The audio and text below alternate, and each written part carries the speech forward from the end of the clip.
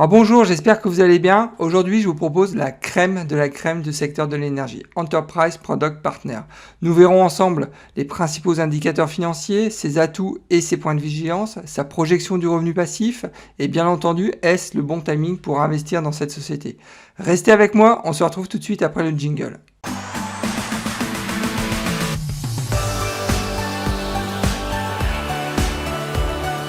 C'est Nicolas de la chaîne Mister Dividende. Je rappelle pour ceux qui ne me connaissent pas encore que je partage avec vous ma méthode pour générer un revenu passif stable et sécurisé en investissant en bourse. Je publie en règle générale 2 à 3 vidéos par semaine, donc faut pas hésiter, inscrivez-vous, c'est entièrement gratuit. Il faut savoir aussi que mes épisodes sont disponibles en podcast et c'est nouveau, vous pouvez aussi rejoindre la communauté sur Discord, le lien est dans le commentaire de la vidéo. Et bien sûr, avant de démarrer, n'oubliez pas de liker la vidéo, c'est vraiment important pour soutenir la chaîne. Je tenais à vous informer que je ne suis pas un conseiller financier, qu'il est important de faire ses propres recherches avant d'investir en bourse. Ne foncez pas tête baissée sans savoir dans quoi vous investissez. Gardez toujours votre esprit critique, c'est vraiment le meilleur moyen de faire de l'argent en bourse. Il faut savoir qu'Enterprise Product Partner a été créé en 1968, c'est un fournisseur de services énergétiques. C'est en fait un intermédiaire entre les producteurs et les consommateurs en gaz naturel, en liquide de gaz naturel, en pétrole brut, en produits pétrochimiques et produits raffinés. Là, je vous ai mis un petit schéma. Là, vous pouvez voir par vous-même que, en fait, ils sont présents sur l'ensemble de la chaîne logistique. C'est ça qui est génial avec cette société. Donc en résumé, les prestations de services de Enterprise Product Partner comprend la collecte de matières premières, le traitement, la transformation, le stockage et le transport. À savoir qu'ils ont aussi un portefeuille d'activités plutôt bien réparti, puisqu'ils font 42% de leur chiffre d'affaires en liquide de gaz naturel, 24% en produits pétrochimiques, 24% seulement en pétrole et 10% en gaz naturel. J'ai noté aussi 2 concurrents. Le premier, c'est Magellan Midstream Partners, symbole MMP, et le second, c'est Oneok, symbole OKE. Je tenais à remercier Pimous qui m'a demandé il y a quelques semaines si je pouvais analyser cette société. Donc merci à toi puisque ça m'a permis de me mettre à jour. Je connais en fait déjà cette société puisque je suis actionnaire. Et ce que je vous propose, c'est comme d'habitude, en fin de vidéo, je partagerai avec vous et en toute transparence les positions que j'ai actuellement sur Enterprise Product Partner. Alors le symbole d'Enterprise Product Partner, c'est EPD du secteur de l'énergie. Son dividende est actuellement relativement élevé puisqu'il est à 7,66%. Je considère que son dividende est très bien sécurisé. On va en reparler pendant tout le long de cette vidéo. Le payout qui est extrêmement bas pour une société du secteur de l'énergie puisqu'on a un payout à 60%. Le cours est autour de 23 à 24 $ et on est sur une capitalisation boursière de 51,4 milliards de dollars. Passons à l'analyse du titre, à savoir que le rendement actuel du dividende est supérieur de 19% par rapport à sa moyenne sur 5 ans. Je rappelle que le dividende est actuellement à 7,66% alors que sa moyenne sur 5 ans, on est sur un rendement à 6,44%. Donc là, il y a quand même un gap de plus d'un point, donc c'est vraiment intéressant. Ensuite, il faut savoir que son PER est inférieur par rapport à sa moyenne sur 5 ans, puisqu'on a un PER de 8 actuellement, alors que sa moyenne sur 5 ans est à 10,2. Et enfin, il faut savoir, mais ça a toujours été comme ça avec EPD, que le PER d'EPD qui est à 8, donc est quand même supérieur au PER du secteur de l'énergie aux États-Unis qui est à 6,8. Je vous rappelle qu'on parle quand même de la Rolls-Royce dans le secteur de l'énergie, donc il y a un moment, il faut le payer. Donc, mais bon, blague à part, d'une manière générale, ce qu'il faut retenir, c'est que là, le prix il est vraiment très intéressant. C'est la raison pour laquelle j'ai mis un petit drapeau vert. Jetons un coup d'œil sur les historiques du cours, à savoir que sur la dernière année, EPD a pris 49%, alors que la S&P 500 a pris 30%, mais bon, c'est normal. Le secteur de l'énergie, pendant le Covid, a pris vraiment cher, donc là, il y a un rattrapage actuellement de l'ensemble du secteur de l'énergie, donc là, je suis vraiment pas étonné. Par contre, sur 10 ans, il n'y a pas photo, le S&P 500 a pris 364%, alors que EPD a pris 105%, dividende intégré. À savoir que jusqu'à présent, il y a eu 2 splits du titre. Le dernier, c'était en 2014 avec un ratio de 2 pour 1. Et il faut savoir que sur les 10 dernières années, ils ont augmenté le nombre de titres en circulation de 27%. Sur ma chaîne Mister Dividende, je vous montre comment j'ai réussi à gagner 300 $ par mois de revenus passifs grâce à mon portefeuille d'actions à dividendes croissants. Alors n'attendez pas, abonnez-vous, c'est entièrement gratuit et bien évidemment si le contenu de la vidéo vous plaît, vous pouvez aussi liker la vidéo. Passons maintenant aux dividendes, à savoir que ça fait 22 ans qu'ils versent un dividende sans aucune réduction, ça fait 22 ans qu'ils versent un dividende croissant. Regardez cette courbe, elle est vraiment magnifique. Au niveau de la croissance du dividende, il faut savoir que sur les 20 dernières années, ils ont réussi à augmenter leur dividende de 6% par an. C'est vraiment exceptionnel pour une société du secteur de l'énergie. Sur les 5 dernières années, ils ont augmenté leur dividende de 3% par an. Au niveau du coupon, bon, c'est assez classique, hein, c'est un coupon trimestriel en mois 2, février, mai, août et novembre. Le coupon annuel est actuellement à 1,80 $. Et il faut savoir que pendant la crise financière de 2007 et 2009, ils ont augmenté leurs dividendes et bien naturellement, ils ont aussi augmenté leurs dividendes pendant la crise du Covid. Donc, inutile de vous dire que sur la partie dividende, je suis extrêmement positif concernant la distribution du dividende de PD. C'est vraiment une société qui privilégie vraiment l'actionnariat et la distribution du dividende. Et ça, quand vous êtes un investisseur conservateur qui cherche le rendement, ça vaut tout l'or du monde, ce type de société. Jetons maintenant un coup d'œil sur les principaux indicateurs financiers, à savoir que le payout est actuellement à 60%. L'année prochaine, ils ont confirmé un payout quasi similaire, il sera à 61%, donc c'est quand même extrêmement bas pour une société qui du secteur de l'énergie, ça c'est clair. Et c'est vrai que quand vous êtes un investisseur conservateur qui privilégie le rendement, avoir ce type d'indicateur, ça rassure, ça c'est évident. Le bénéfice par action, on a une tendance positive depuis 10 ans. C'est vrai que ça manque de croissance régulière, mais bon, on est dans le secteur de l'énergie, c'est quand même un secteur assez volatile. Au niveau du chiffre d'affaires, bon, actuellement, on est autour de 32 milliards. C'est vrai que ça manque de croissance, mais on est loin, c'est vrai que on est loin de l'âge d'or du secteur de l'énergie qui était dans les années 2010-2014. Donc, comme ça manque de croissance régulière, j'ai mis un petit drapeau orangé. Mais bon, je suis vraiment pas inquiet pour cette société, ça c'est clair, il y a quand même un volume d'affaires assez conséquent.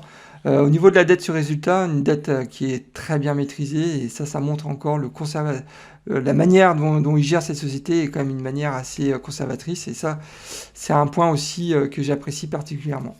Passons maintenant à la projection du revenu passif, à savoir que si demain j'investissais 1 000 $ dans cette société, je sais qu'au bout de la première année, je toucherai 76 $ de revenus passifs. Cet investissement de 1 000 $ devrait générer en 2031, donc dans 10 ans, 143 $ de revenus passifs. Et enfin, cet investissement au départ de 1 000 $ devrait générer en 2041, donc dans 20 ans, un revenu passif de 270 $. Donc là, c'est au-dessus de mon objectif, qui est de 200 $, je vous le rappelle. Donc inutile de vous dire que je suis très positif quant à cette projection. Donc c'est la raison pour laquelle j'ai mis un petit drapeau vert. Passons maintenant à la prise en compte du développement durable et des enjeux de long terme dans la stratégie d'Enterprise Product Partner, à savoir que Morningstar a estimé le risque ESG à 21,39, donc c'est un risque moyen, et bon, je suis pas étonné, on est dans le secteur de l'énergie, à savoir que le point de vigilance qui a été noté dans leur rapport, c'est au niveau de la prise en compte des fournisseurs de PD. Ils demandent en fait d'améliorer les critères de sélection des fournisseurs. Donc c'est le point le plus important que j'ai noté. Alors lorsque j'ai analysé cette société, j'ai pu noter de nombreux points positifs. Le premier, sans surprise, c'est le rendement du dividende qui est supérieur à 7%, c'est quand même assez exceptionnel. Ensuite, la projection du revenu passif qui est supérieur à 200 $, et j'en ai pas assez parlé, mais ils ont aussi un niveau d'endettement relativement faible pour une société du secteur de l'énergie. Ça leur permet d'avoir une note de crédit en triple B, donc c'est vraiment très bon. Alors au niveau du business, il y a tellement de choses à dire que j'ai dû faire une sélection. Alors ce que j'apprécie particulièrement, c'est son portefeuille produits et d'activités qui est très diversifié, on l'a vu en introduction. Ensuite, il faut savoir qu'ils ont un business model en fait qui est peu exposé à la volatilité du prix du pétrole et du gaz. Mais vous allez me dire, mais pourquoi? Parce qu'ils sont dans le secteur de l'énergie, comment ça se fait? En fait, ils ont un flux de trésorerie qui est stable et protégé par des contrats long terme à prix fixe. Et ça vaut tout l'or du monde en fait dans le secteur de l'énergie. Et en fait, au final, ce que j'apprécie particulièrement, c'est qu'ils ont une approche très conservatrice du management de l'entreprise. Ça transpire vraiment quand vous lisez les rapports annuels de l'entreprise. C'est vraiment ça qu'ils mettent en avant. Et puis on le voit, ils ont un track record sur le dividende qui est vraiment exceptionnel pour une société du secteur de l'énergie. Donc vraiment top cette boîte. Tout n'est pas rose chez Enterprise Product Partner, j'ai noté quand même quelques points de vigilance. Le premier, c'est le manque de croissance du chiffre d'affaires. Bon, c'est vrai qu'on n'est pas sur une croissance régulière comme on pourrait l'avoir dans le secteur du consumer, par exemple. Ensuite, j'ai noté aussi un risque ESG trop élevé, donc il y a 21,39, donc qui pourrait pénaliser le titre dans le choix de certains fonds d'investissement. Alors au niveau du business, je vois deux risques. Le premier, c'est un risque long terme. On sait tous que la consommation mondiale de combustibles fossiles devrait baisser au profit de l'énergie renouvelable, hein, c'est le sens de l'histoire. Ensuite, un risque plus court terme, puisqu'ils ont des installations qui sont sous-utilisées, dédiées au marché chinois et indien. Donc ils sont toujours en attente d'une forte augmentation de la demande en liquide de gaz naturel en provenance de ces deux marchés, mais pour l'instant, il n'y a pas grand-chose qui se passe. Alors pour conclure cette analyse, je considère que le prix d'Enterprise Product Partner est plutôt attractif actuellement. Par contre, je ne crois pas à un gros potentiel de rendement du titre. Par contre, au niveau de la sécurité du dividende et de la projection du revenu passif, je suis extrêmement positif. Alors au niveau du profil d'investisseur, je ne pense pas que cette société peut convenir à un investisseur qui cherche la croissance de son portefeuille, en tous les cas pas sur le long terme. Sur le court terme, il aurait pu faire un coup effectivement en investissant juste après la crise de Covid, parce qu'on l'a vu, il y a eu une forte croissance du titre depuis maintenant un an. Mais sur le long terme, j'y crois absolument pas. Par contre, pour un investisseur conservateur long terme comme moi, c'est clair que cette société peut parfaitement convenir. Puisque on est quand même sur une société qui est très conservatrice, je ne vais pas me répéter, donc voilà, et je pense aussi que cette société peut convenir à un investisseur qui est proche de la retraite ou à la retraite. On est quand même sur des rendements sur dividendes très élevés, puisqu'on est autour de 7%. Alors au niveau de l'arbitrage, il faut savoir qu'actuellement je suis à l'achat sur EPD, donc, et ceux qui me suivent sur Discord, vous devez le savoir, puisque je partage sur Discord l'intégralité de mes investissements, donc ça en vraiment toute transparence. Et je vous invite à rejoindre la communauté, on est vraiment un groupe sympa où on parle évidemment que d'investissement. Donc je rappelle que le lien il est dans le commentaire de la vidéo. Donc, alors revenons à nos affaires. Donc, à savoir que le prix actuellement de 23,50 correspond en fait au fair value de Morningstar. Moi, je vise une exposition de 3% par rapport à la valeur de mon portefeuille. J'achète en règle générale par tranche de 500$. Ça me fait des frais de transaction autour de 0,1% si je passe par mon broker, Interactive Broker. Alors, comme convenu et en toute transparence, je partage avec vous les positions que j'ai actuellement sur Enterprise Product Partner. Donc il faut savoir que j'ai 63 titres, je vais y arriver, donc pour une valeur marché de 1363$. Donc j'ai touché jusqu'à présent 17$ de revenus passifs. Bon, il faut savoir que je viens juste d'investir, c'était je crois de mémoire fin avril 2021. Ma projection de revenus passifs sur les 12 prochains mois est estimée à 113$. Il faut savoir aussi que je suis en moins-value latente actuellement, puisque je suis à moins 5,82%, ce qui fait une moins-value de 85$. Mais bon, tant mieux, moi je continue à investir, ça me permet de baisser mon PRU. Et donc à savoir que je compte très certainement de nouveau investir dans cette société sur le mois et sur le mois prochain, si bien évidemment le prix reste convenable. Eh bien écoutez, nous arrivons déjà à la fin de cet épisode, alors j'espère que le contenu vous a plu. Dans ce cas-là, n'oubliez pas de liker ma vidéo, c'est vraiment important pour soutenir la chaîne et m'encourager à continuer ce type de contenu.